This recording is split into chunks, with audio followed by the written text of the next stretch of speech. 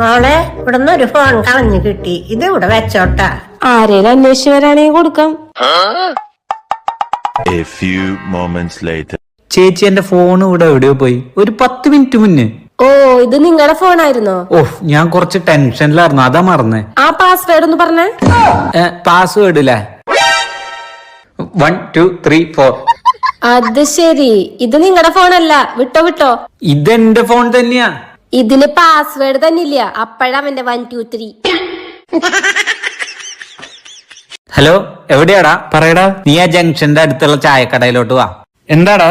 അതെ, നീ നേരെ ചായക്കടയിലോട്ട് പോവാ. എന്നിട്ട് അവിടെ പോയിട്ട് പറയാ എന്റെ ഫോൺ ഇവിടെ കളഞ്ഞു പോയിട്ടുണ്ട്, കിട്ടിയോ ചോദിക്കാം. അപ്പൊ ആ ചേച്ചി ആ ഫോണിന്റെ പാസ്വേഡ് ചോദിക്കും. അപ്പൊ നീ പറയണം ഫോണിന് പാസ്വേഡ് ഒന്നും ഇട്ടിട്ടില്ല. അത്രേ ഉള്ളൂ. ചെല്ല്, പോയി വാങ്ങിച്ചിട്ട് വാ. ശരി ചേച്ചി, എന്റെ ഫോൺ ഇവിടെ കളഞ്ഞു പോയിട്ടുണ്ടായിരുന്നു, കിട്ടിയോ? ആ, ഫോണൊക്കെ ഇവിടെ ഉണ്ട്. പാസ്വേഡ് പറ.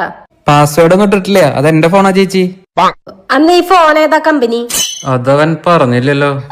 Phone Vivo. ഇത് വിവോ ഒന്നല്ലടാ, സാംസങ്ങാ. നീ എന്തെന്നെ മണ്ടിയാക്കാന്ന് വിചാരിച്ചാ? കാലത്ത് തന്നെ ഇറങ്ങി കൊടുക്ക. എന്താ ഈ ഫോൺ എവിടെ? അത് തരില്ലാന്നിടാ.